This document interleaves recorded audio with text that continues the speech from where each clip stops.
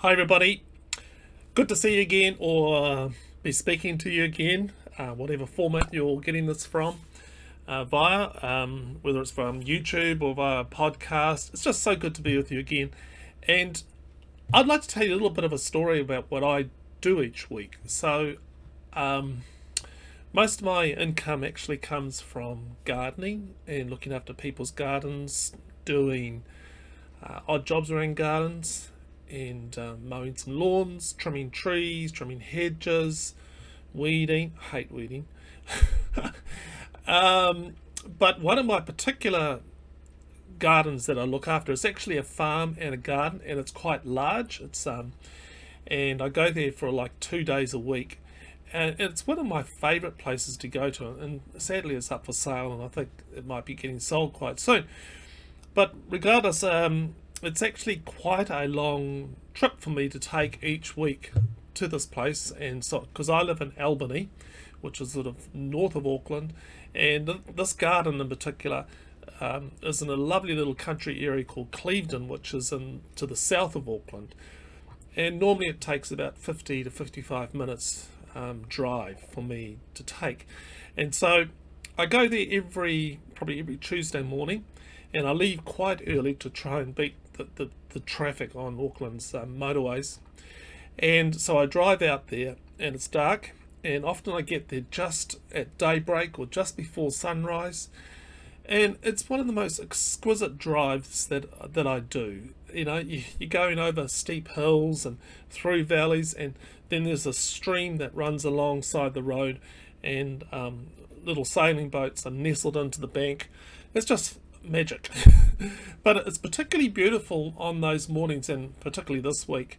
I was driving out there, and because it's in autumn, we're in autumn now, and there was a lot of mist and sort of ground fog on the paddocks and on the river, and the sun was coming up, and it was just amazing. And so often when it's like that, I just have to stop the ute and just watch and just enjoy the beauty, and as the sun comes up, the darkness starts to retreat away, and it's light, it's movement, it's a time of transition from night into the day, and the fog sits there, and it sort of clings to the trees, and there's dew, and I know that within a few minutes it will all be gone. Come back 15 minutes, it will all be changed and gone. Now, it's a special time of the day, and so many people miss it. They're either sound asleep, or perhaps they're getting busy and ready for the day, getting kids off to school, getting ready, having breakfast, whatever. But by the time they have travelled on that same road, the beauty is gone. It's moved on, and it's never going to be quite that same beauty again. Nothing is the same. Excuse me. We hurry by, don't we? And it takes like a conscious decision to actually slow down, stop, and take it in. And I think many people need to be seen behind the dark or even the daylight of their presentation. You see, I like to look just a little beyond, and it's a simple prayer, and it goes something like this: help me see them as you see them. And when I'm talking about you, I'm talking about Jesus. So help me to see them as you, Jesus, see them. And I wonder, what would it be like to have the eyes of Christ? The eyes of Christ that can look right through all the parades, the charades, all the games that we play, to see under the mask of makeup and self-protection. And recently I took a flight in an aeroplane, and of course not an aeroplane, and it's mandatory in public transport here in New Zealand at the moment because of COVID that everybody has to wear masks. And I was sitting next to a complete stranger, and I couldn't really see anything about them because they had their nose and their mouth covered up. So there was a lot of communication I wasn't seeing. I wasn't seeing much from the air hostesses and air stewards because they had a mask on. But I'd like to see more about people when I talk with them. In the eyes of Christ, they wouldn't be condemning eyes. Instead, these eyes are eyes that dance with joy and delight and joy. These are the eyes that affirm you with loving acceptance. They see the tears. They may even shed a tear with you. But they don't reject or abandon. And these are the eyes that have traversed the dark with you, and they know that a new day is coming. They see something different from the experience that you have of yourself. I was with someone a few days ago, and it was a tender moment in the conversation, and it was quite unexpected. And often good things often happen unexpectedly. We had been talking for a few minutes about a painful moment in their lives, and then I saw tears start to trickle down their face, and they were hurting, and I felt inadequate, and I was meant to feel inadequate. I prayed, help me to see them as you see them. And it was that moment of time between the darkness of the night and the dawning of the day. The new day would be them shifting out of deep conversation and into the business and activity of the day. But there was the briefest moment, and I wanted to see the beauty and purpose contained within it. Who were they becoming? What was this moment of misty, dawning awareness bringing forth for us to explore? Look, I was both excited and still. I knew that Aslan was on the move. It wasn't safe, but it was good. And hopefully you know who Aslan is. It's the character of Jesus portrayed in a lion, a large lion, safe. He wasn't safe, but he was good. And the stories of Narnia by C.S. Lewis, and I'll have a quote about that later on. But sure enough, 10 minutes later, and was back into the functional day-to-day business. Let's keep busy to keep us one step ahead of the pain of the night and the unknown. Recently, I saw quite a funny cartoon, and there's a link to it on the blog post. The first image shows Simon, the fisherman, picking up a pack of business cards from a printer. And the printer says to him, here's your order, sir. 1,000 business cards saying Simon the fisherman. And he looks thrilled. Simon's like, yeah, I got the business cards. And the next image starts with a little caption, later that day. And in the image, it has Jesus saying to Simon, Simon, from now on, you shall be known as Peter. Peter looks a bit annoyed that he just got all these business cards and now he has a new name and identity. And this, of course, the story refers to the encounter between Peter and Jesus that we find in John's telling of Jesus' story. Here it is here. Andrew, Simon Peter's brother, was one of the two who heard John's witness and followed Jesus. Now, the John that they're talking about was John the Baptist. But anyway, carry on. The first thing he did after finding where Jesus lived was find his own brother. Like, gotta do this. Gotta find the brother. And finding his own brother, Simon, telling him, we've found the Messiah.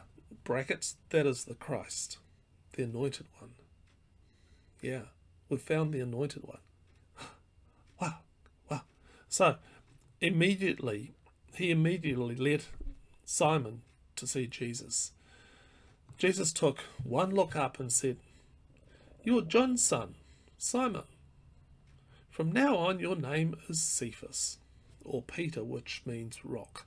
You see, I think Jesus saw something in Simon and wanted to affirm it. He saw something that others didn't see, that Peter probably, or Simon didn't see in himself. There was a vision of who Simon was to become. He was going to become like a rock of strength for the new move of God in the world. And you follow the story of Peter. In Acts, you see him becoming quite a rock, a pillar stone of establishing this new move of God. You see, I wonder, I wonder if Jesus would suggest a name change for you. Maybe a divinely glorious nickname, something to signify who you are becoming. What would that be, I wonder? Well, look, I know many people who've changed their name. Often it's a bride and they change their surname to that of their husband. But I've actually known someone who changed their name completely. And they changed the name because their brother was well known in New Zealand for certain crimes. And the surname was not a common surname like Smith or Jones. Rather, it was quite rare to have a name like this. So they decided to change the name because of being constantly asked about their brother. They felt slurred with the association. So they changed their name to change an association with a particular story. You see, Jesus was saying to Simon that this is your new story, or the new part of your story, and it's beginning to unfold. Yes, the business cards of fishermen might have suited you for a time, but now it was going to be different. Jesus in him saw a rock. Look, someone once said to me, I wonder what God will have me doing in the future. And when they said this, I felt a little bit of sadness in my soul because I knew of all the deep work that they had been doing in their area of their life and their soul. It wasn't about them getting ready to do something. It was more about who they were becoming. What was happening to them was change, and it was beautiful. As I got glimpses through the mist of their pre-dawn life, I became excited. Something was beginning to birth in them. It was a new person. Something, of course, would emerge as a doing out of their being. Look, it's only natural that there would be an overflow out of a full cup. But when we focus on the doing, we lose sight of the delicate artwork of the being that Spirit is crafting. There is a mist, a river, a sunrise that we need to stop and look at, and then give thanks. Look, I have heard this many times, and it's sad and kind of annoying. A pastor, a church leader, a superstar prophet flies in from overseas with much fanfare and bling and to give out a special word. And a word is given. And people are told they're going to be great leaders and teachers. Healing, wealth, prosperity, freedom, etc. And all of this sort of feeds the ego and a human desire for more. More recognition, self-worth, a self-styled kingdom building.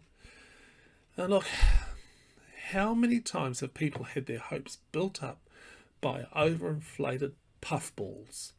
Yes, you heard it. Overinflated puffballs. And if I hear you laughing, great. And then those hopes and thoughts and things, they just don't happen. And you think, maybe you heard it wrong. Perhaps you need to do more. Perhaps you need to follow the rules more, give more, and of course, sin less. And it all becomes an activity of doing more and more rather than discovering of becoming more. The vision and the word seem to be more about, this vision that and word that people pray and speak over you. My observation is more about building up the organisation than the organism. And the organism, I mean, is you. It doesn't go deep. Here's what I get excited about. I get excited about millimetres. Those tiny little millimetres.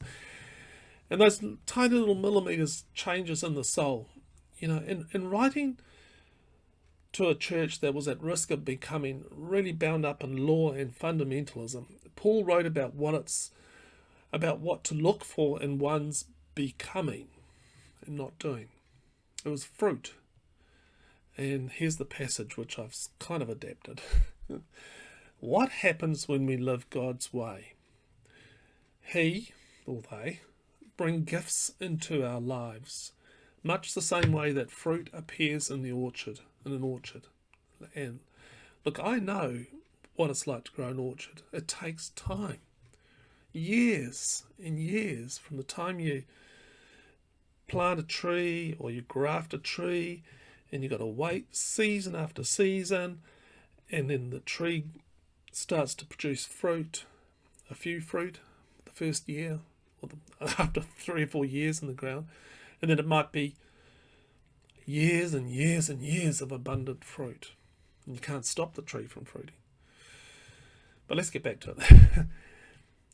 They bring gifts into our lives, much the same way that fruit appears in an orchard. Things like love, affection for others, joy, an exuberance for life, peace, serenity, patience, a willingness to stick with things, kindness, a sense of compassion in the heart, goodness, a conviction that a basic holiness permeates things and people, faithfulness, so there's loyal commitments, gentleness, not needing to force our way in life, self-control, an ability to marshal and direct our energies wisely.